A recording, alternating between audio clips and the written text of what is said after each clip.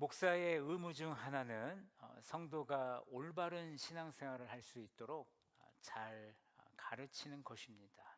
목사가 성도를 가르칠 때는요, 하나님의 말씀인 성경을 가르치는 것이 올바른 방법이고, 또 그것이 제일 좋은 방법임을 우리는 알고 있습니다.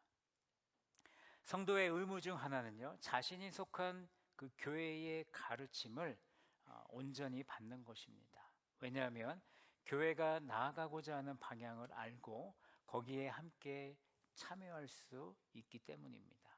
만약 성도가 외부나 다른 교회의 가르침, 요즘에는 유튜브의 가르침을 많이 배우시는 것 같은데, 그런 것들을 배워와서 이렇게 말씀하시는 성도님들이 계세요. 목사님, 다른 교회는 이렇게 하는데 왜 우리 교회는 저렇게 합니까?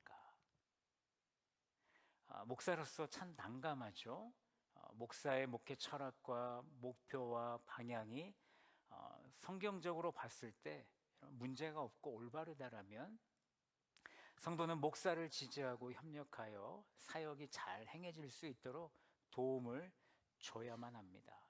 그 역할을 잘 감당할 때 그 교회가 건강한 교회가 되는 줄로 믿습니다.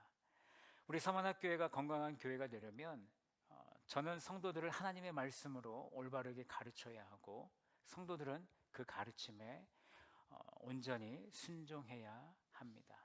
그렇게 할 때 교회의 머리 되시는 예수 그리스도께서 기뻐하시고 그 일을 옳다고 여기실 줄로 믿습니다. 저는 오늘 헌금에 대한 설교를 나눕니다. 성도들은 이미 헌금에 대한 이해가 있는 줄로 알고 있습니다. 이 시간 각자의 이해는 잠시 내려놓고 오늘 헌금에 대한 말씀을 들을 때 한마음 한뜻이 되어 앞으로 우리 서원학교회가 나가야 할 헌금의 방향성을 함께 공감하며 하나님께 사랑받는 성도들이 되시기를 간절히 축원합니다. 오늘 설교의 제목을 보시면 하나님의 사랑을 받는 성도, 가정, 교회입니다. 이것은 저의 기도 제목입니다. 우리 교회 성도들이 헌금을 잘 드림으로 성도의 가정에, 그리고 함께 모이는 서원학 공동체 안에 하나님의 사랑이 가득 넘치고, 또 그 사랑으로 지역사회로, 또 전 세계로 그 사랑이 흘러 넘치기를 원하는 저의 기도 제목입니다. 저는 이것을 위해 기도합니다. 앞으로 우리 서원학 모든 성도들도 함께 이 기도 제목을 기억해 두셔서 생각날 때마다 중보 기도해 주시기 부탁드립니다. 우리 서만학교회 성도들의 하나님께 드리는 헌금이 믿음으로 드려질 수 있는 헌금이 되기를 저는 간절히 바라면서 가님의 사랑이 개인과 또 가정과 교회 안에 넘쳐나기를 예수님의 이름으로 간절히 축원합니다. 저는 몇 가지 질문을 여러분들과 함께 나누고 그 질문에 대한 답을 찾고자 합니다. 먼저 우리는 누구인가에 대한 질문을 여러분과 나눕니다. 우리는 누구일까요? 하나님께 헌금 드리는 성도들의 정체성을 우리는 확실히 알고 나아가기를 원합니다. 우리는 하나님의 청지기입니다. 청지기는 주인의 집과 재산을 돌보는, 관리하는 사람입니다. 예를 들면 요셉이 이집트의 노예로 팔리게 되었는데, 이집트의 노예로 팔렸을 때 그는 보디발의 집으로 끌려가게 되었습니다. 노예가 되었습니다. 요셉은 보디발의 집을 잘 섬기면서 보디발의 눈에 띄게 되었죠. 그래서 그 보디발은 그 요셉을 청지기로 삼아서 그 집의 모든 일을 도맡도록 그렇게 그 역할을 감당케 했습니다. 신약시대 베드로는요, 모든 교회의 구성원을 청지기다라고 오늘 우리에게 말씀해주고 있습니다. 베드로전서 4장 10절 말씀을 보시면 각각 은사를 받은 대로 하나님의 여러 가지 은혜를 맡은 선한 청지기 같이, 하나님의 은혜를 맡은 선한 청지기 같이 서로 봉사하라라고 말씀하셨습니다. 예수님은 누가복음 16장에서 불의한 청지기의 비유를 통해 이 세상의 재물을 잘 사용할 것을 우리에게 말씀해 주셨고요. 마태복음 25장에서는 달란트 비유를 말씀하시면서 성도들에게 하나님께서 주신 삶과 재물의 관리를 잘 할 수 있도록, 또 그것에 대한 책임이 있음을 우리에게 알려주셨습니다. 이 자리에 함께하는 우리 서머나 성도는 하나님의 청지기인 줄로 믿습니다. 우리의 모든 것은 하나님의 소유이고요, 하나님은 자신의 소유를 여러분들에게 맡기셨습니다. 우리는 이 소유를 잘 사용해야 하고 그 소유를 잘 사용해야 되는 책임과 의무가 우리에게 있다는 것을 우리는 기억해야 됩니다. 청지기로서 삶의 목표는 물질과 시간과 재능을 지혜롭게 사용해서 하나님께 영광 올려드리는 그 삶을 살아내는 것이 우리의 삶의 목표가 되어야 합니다.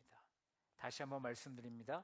청지기로서 삶의 목표는 물질과 시간과 재능을 지혜롭게 사용해서 하나님께 영광 돌리는 삶을 살아내야 합니다. 청지기로서 우리 성도들은 시간과 재능을 지혜롭게 잘 드리고 계시죠? 물질은 어떻습니까? 여러분들의 물질, 즉 헌금 생활, 하나님께 지혜롭게 잘 드리고 계십니까? 여러분 스스로 여러분들의 헌금 생활을 점검해 보시기 바랍니다. 그렇다면 우리는 왜 헌금을 하나님께 드려야 할까요? 헌금은 하나님을 향한 우리의 마음입니다. 하나님의 것을 하나님께 드리는 것이 헌금이죠. 하나님은 성도들의 마음이 물질에 빼앗기는 것을 원치 않으셨습니다. 물질보다 하나님 자신을 더 사랑하기를 우리를 통해 그 모습을 보기를 원하셨습니다. 헌금을 통해서 그 사람의 마음과 자세를 우리 주님께서는 그것을 보시는 것입니다. 먼저는 하나님께서 헌금을 요구하셨습니다. 하나님은 신명기 16장 10절 말씀에서 자원하는 예물을 요구하셨습니다.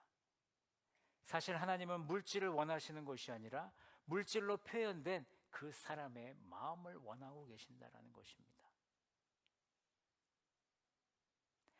다음은 예수님께서 헌금을 지시하셨는데 마태복음 6장 21절 예수님께서 보물을 땅에 쌓아두지 말고 하늘에 쌓아두라라고 말씀하셨습니다. 우리의 보물이 있는 그곳에 우리의 마음도 있기 때문에 우리 주님께서는 하늘에 쌓으라고 말씀하셨습니다. 하늘에 보물을 쌓지 않으면 우리 성도들은 재물의 노예가 될 수밖에 없습니다. 그리고 성령의 감동하심으로 인해서 헌금을 드립니다. 사도행전 4장 37절 말씀해 보시면 성령의 충만함을 받은 초대교회 성도들이 나옵니다. 특별히 바나바가 나타나게 되는데 그는 자신의 소유를 팔아서 사도들의 발 앞에 그 돈을 드렸습니다.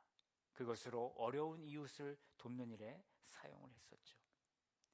마지막으로 성도에게 감사가 있기에 우리는 헌금을 드리는 것입니다. 우리는 크게 두 가지 감사의 제목이 있습니다. 하나는 나를 구원해 주셨음에 감사합니다. 하나님께서 죄인인 나를 구원하기 위해서 독생자 예수 그리스도를 보내주셨고 나의 죄의 문제를 해결해 주셨기에, 나를 구원해 주셨기에, 잃어버렸던 하나님과 나와의 관계가 회복되었기에 우리는 감사하는 마음으로 하나님께 헌금을 드리는 것입니다. 다른 하나는 나의 삶의 주관자가 되심에 감사하며 우리는 헌금을 드립니다. 한 주간 나의 삶의 주관자가 되시고 나를 지켜주신 하나님께 감사의 마음을 하나님께 전달하려고 우리는 헌금하는 것입니다. 여러분, 한 주간을 살아보니 하나님의 은혜가 아니면 영적으로 승리하는 삶을 살아가는 것이 너무나 어렵다는 것을 우리는 잘 알고 있습니다. 하나님의 은혜에 보잘것없는 방편으로 하나님께 우리는 헌금을 드리고 있는 것입니다. 자, 그렇다면 우리는 어떻게 헌금을 드려야 할까요? 첫 번째, 우리는 심고 거둠의 법칙을 알고 하나님께 헌금을 드려야 됩니다. 6절 말씀을 보십시오. 우리 다 같이 한번 읽어보실까요? 6절입니다. 이것이 곧 적게 심는 자는 적게 거두고 많이 심는 자는 많이 거둔다 하는 말이로다. 이 말씀에 심고 거둠의 법칙 네 가지 원리가 있습니다. 빌 브라이트가 집필한 성경적으로 헌금하는 방법이란 책을 인용했는데요. 첫 번째 원리는 거두기 위해서는 먼저 씨앗을 뿌려야 됩니다. 성도의 물질과 재능 그리고 시간 등 어떤 것을 심든지 심은 것은 수확을 하게 되어 있습니다. 그렇기 때문에 우리는 물질과 나의 재능과 시간을 하나님 앞에 드리는 것입니다. 두 번째 원리는 풍성하게 거두기 위해서 성도가 가진 가장 좋은 씨앗을 심어야 한다는 것입니다. 단지 거두기 위해 심는 것만으로는 충분하지 않습니다. 성도가 드린 것을 바탕으로 하나님은 성도에게 주시기 때문에 성도의 가장 좋은 것을 우리 하나님께서는 요구하십니다. 하나님께는 최고의 것이 있지 차선은 없습니다. 하나님은 성도가 순종할 때 완전하고 풍성한 것을 주실 줄로 믿으시기 바랍니다. 하나님은 독생자 예수 그리스도를 주심으로 가장 최선의 것을 저와 여러분들에게 주셨습니다.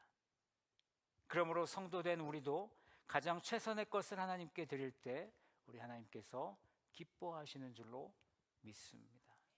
지금 나의 삶에서 가장 좋은 시간, 또 재능, 물질을 가장 좋은 것을 하나님께 드릴 수 있는 모든 성도들 되기를 바랍니다. 세 번째 원리는 성도가 거두는 양은 심은 양에 비례한다는 겁니다. 이것은 성경적인 원칙으로 인간의 경제 원리에도 적용이 됩니다. 예수님은 누가복음 6장 38절에서 이렇게 말씀하셨습니다. 제가 우리말 성경으로 읽어드리겠습니다. 남에게 주라, 그러면 너희가 받을 것이다. 그것도 많이 꾹꾹 눌러 흔들어서 넘치도록 너희 품에 안겨줄 것이다. 너희가 남을 저울질하는 만큼 너희도 저울질을 당할 것이다 라고 우리에게 말씀하셨습니다. 오늘 본문 6절도 마찬가지죠. 적게 심는 자는 적게 거두고 많이 심는 자는 많이 거둔다. 헌금을 많이 한다고 해서 더 많이 얻는 그런 문자적인 강조만 해서는 안 된다라고 저는 생각합니다. 우리가 후하게 드림으로, 많이 드림으로 우리의 영적 성장을 이루는 그런 성도들이 되기를 저는 간절히 원합니다. 네 번째 원리는 좋은 씨앗을 가장 비옥한 땅에 심을 때 풍성한 수확을 얻을 수 있다는 것입니다. 갈지 않은 땅에 다 망가진 농기구로요, 아무리 좋은 씨앗을 심는다 할지라도 거기에서 좋은 열매를 맺을 수 없습니다. 또 그렇게 할 농부도 없습니다.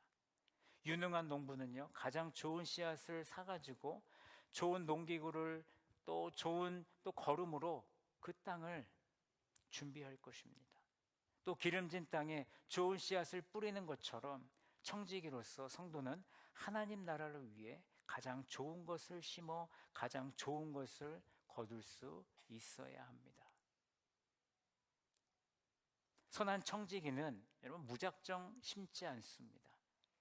자신의 자원을 잘 살펴서 현명하게 심습니다. 충동적으로 헌금을 하지 않습니다. 감정에 치우쳐서 헌금을 하지 않습니다. 그렇기 때문에 두 번째, 마음에 정한 대로 우리는 하나님께 헌금을 드릴 수 있어야 하는 것입니다. 고린도후서 9장 7절 상반절 말씀해 보십시오. 각각 그 마음에 정한 대로 할 것이요. 바울은 고린도 교인들에게 무리하게 헌금을 강요하지 않았습니다. 그들이 스스로 원하는 만큼 할 수 있도록 했습니다. 오늘날에도 성도들에게 무리하게 헌금을 강요하지 않습니다. 내가 가진 것에서 드릴 수 있는 만큼 결심해서 하나님께 드립니다. 이렇게 하려면 사실 우리는 미리 헌금을 준비하는 습관을 가져야 됩니다. 누구나 한 번쯤 겪어봤을 상황을 제가 한번 말씀드리기를 원하는데, 어쩌면 오늘 예배 전에 나의 모습일 수도 있다라는 것을 기억했으면 좋겠습니다. 어떤 성도가요, 헌금을 준비를 못하고 주일 예배를 왔습니다. 당연히 가방 안에 나의 지갑이 있을 줄 알고 가방을 열었는데 지갑이 없는 거예요. 큰일 났다. 헌금이 없는데. 그러면서 주머니를 뒤졌는데 꾸깃꾸깃 종이가 있더라고요. 그 종이를 꺼냈는데 노란색 종이가 있는 겁니다. 무슨 얘기인지 아시겠죠? 예. 노란색 종이 5만 원짜리가 들어있는 거예요. 그러면서 드는 생각이 내가 준비한 헌금 금액은 5만 원이 아닌데 왜 하필이면 5만 원밖에 없지? 갈등하기 시작하는 거예요. 갈등해서 어떻게 했을까요? 농협으로 가죠. 농협에 가서 껌 하나 사고 거스름돈을 받아옵니다. 거스름돈을 받아왔는데 10,000원짜리를 내려고 하는데 그 옆에 1,000원짜리가 있고 5,000원짜리가 있어요. 고민하기 시작하는 거예요. 내가 얼마를 내야 되는가? 여러분, 이렇게 이 상황적인 이야기지만 이 생각만으로도 왜 이렇게 부끄러운지 모르겠어요. 여러분들은 어떠십니까? 오늘 미리 준비한 헌금을 드리셨습니까? 아니면 주머니에서 꺼내서 있는 거 그냥 드리셨습니까? 헌금을 미리 준비하면 이런 일이 일어나지 않습니다. 헌금을 준비하면요, 내가 정한 대로 하나님께 드릴 수 있다라는 것입니다. 여러분, 작정 헌금은 개인 헌금하면서 그 헌금 봉투 가져가면 집에서 다 준비해서 올 수 있잖아요. 근데 감사 헌금 봉투는요, 어쩌면 매주 챙겨야 우리가 그 감사 헌금 봉투, 감사 헌금을 드릴 수 있습니다. 그래서 예배가 끝나시면 집에 가실 때 감사 헌금 봉투를 꼭 챙겨 가시기 바랍니다. 그리고 작정 헌금 봉투도 가져가셔야 됩니다. 그래야 내가 하나님께 미리 예물을 준비할 수 있다라는 것입니다. 내가 정한 대로 준비해서 하나님께 믿음의 헌금을 드릴 수 있는 우리 서머나 성도들이 되시기를 간절히 축원합니다. 마지막으로 우리는 즐겨내야 합니다. 7절 중반절을 보세요. 인색함으로나 억지로 하지 말지니 하나님은 즐겨내는 자를 사랑하신다라고 말씀하십니다. 하나님은 헌금을 즐겨내는 자를 사랑하십니다. 인색함이나 억지로 내는 자를 싫어하신다고 합니다. 인색하다라는 것은 성도가 풀어놓아야 할 것에 집착하고 있다라는 뜻입니다. 내가 가진 돈이 너무 아까워서 헌금을 못하는 거죠. 이 돈이면 내가 할 수 있는 게 너무나 많은데, 내가 뭐도 살 수 있고 뭐를 먹을 수 있고 어디를 갈 수 있고 내가 할 수 있는 게 너무나 많은데 내가 할 수 있는 건 먼저 찾습니다. 우리가 인색해지는 이유는 무엇일까요? 바로 그 돈이 내 것이다 라고 생각하기 때문입니다. 그런 모습은 올바른 청지기의 모습이라고 할 수 없습니다. 올바른 청지기의 모습은 내가 가진 돈은 모두 하나님의 것이다 라는 믿음을 가지는 것입니다. 그 믿음을 가짐으로 집착을 내려놓고 자발적으로 헌금을 하는 것입니다. 그리고 바울은 억지로 하지 말라고 합니다. 우리가 헌금을 하는 것은요, 하나님을 기쁘시게 하기 위해서이지 목사에게 칭찬을 받거나 성도들에게 인정받거나 사람들의 비난이 두려워서 또 율법적 의무감 때문에 헌금을 드리면 여러분, 그 성도는요, 헌금을 통해 주님이 주시는 큰 기쁨을 누릴 수 없습니다. 우리 서머나 성도들은 인색함과 억지로 드리는 헌금을 하지 말고 흔쾌히 드림으로 헌금을 즐겨내는 성도가 되어 하나님께 사랑받는 성도가 되시기를 예수님의 이름으로 축원합니다. 우리 서머나 성도들은 흔쾌히 드리는 성도인 줄로 믿습니다. 결론입니다. 성도는 헌금을 해야 됩니다. 우리가 청지기임을 분명히 알고 나의 모든 것이 하나님의 것임을 인정하고 나를 구원해 주시고 나를 지켜주시는 하나님께 감사의 마음을 다해서 심고 거둠의 법칙을 알아드리고 마음에 정한 대로 드리고 즐겨 마음으로 드릴 때 하나님께서 서머나 성도를, 그리고 그의 가정을, 그리고 그의 교회를 사랑하실 줄로 믿습니다. 이제 헌금이라는 순종의 길을 우리는 걸어야 합니다. 아마 오늘부터 내가 헌금을 잘 드리겠습니다라는 다짐을 할 때 사탄 마귀 귀신은 그 헌금의 길을 걷지 못하도록 우리를 방해할 것입니다. 영적 싸움이 일어난다는 얘기입니다. 여러분, 기도로 결단하십시오. 오늘부터 준비된 헌금을, 마음에 정한 헌금을 즐거이 드리겠다라고 작정하시기 바랍니다. 여유 있을 때, 여러분, 여유 있을 때 내가 헌금을 하겠다? 그 거짓말입니다. 지금 못하면요, 여유 있어도 못합니다. 저는 그렇게 알고 있습니다. 또 사람의 눈치를 보지 마시고 보이지 않는 하나님의 눈치를 보셨으면 좋겠네요. 그리하여서 내게 있는 모든 것을 아낌없이 드리는, 사랑하고 의지하며 주만 따라가는 그런 우리 서머나 성도들의 헌금 신앙생활이 되기를 예수님의 이름으로 간절히 축원합니다.